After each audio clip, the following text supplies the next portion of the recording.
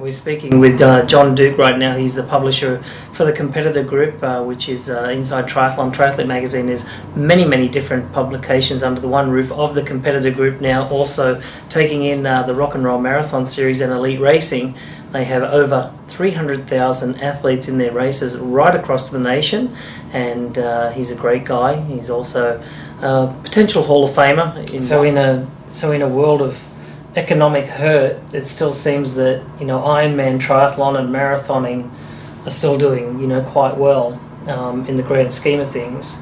But people have decided lately that they've got to cut back on doing things in their life, and but for me, fundraising for it doesn't matter if it's athletes for a cure or something different.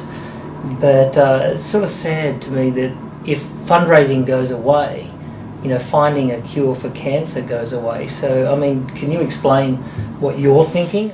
I sort of believe in the karma aspect of it all, too. It's one thing to be so self-absorbed, so into yourself. I think I look at fundraising as being a way, whether it's going to impact me directly or not in the future by getting a cancer or a disease, it helps my conscience, because I'm not doing things on a local basis with my time, because I don't have any time. My time is my career, my time is my training, my time is all about me. So by fundraising, whether it be big or small, at least I'm sort of checking that box, that karma box.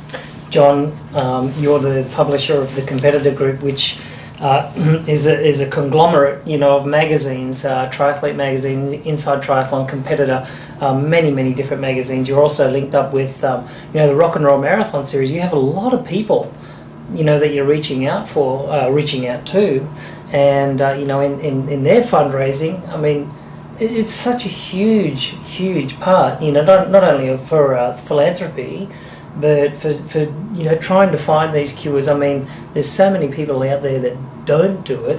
What would you say to those people, just to try it, just that one time? First of all, the household income of my average reader across the boards is about $177,000 a year. The average amount of money spent per year just on equipment is over $5,000 a year. But how much is spent on fundraising? I think the answer is nothing. I don't think they have even thought about that. And if you were to contribute even 10% of what you spend on equipment, $500, if everybody that did that would find a way to direct $500 to charity, that would have quite a large impact. And there's ways to do that without actually joining a team, without paying to travel, without buying a uniform, without paying for a coach.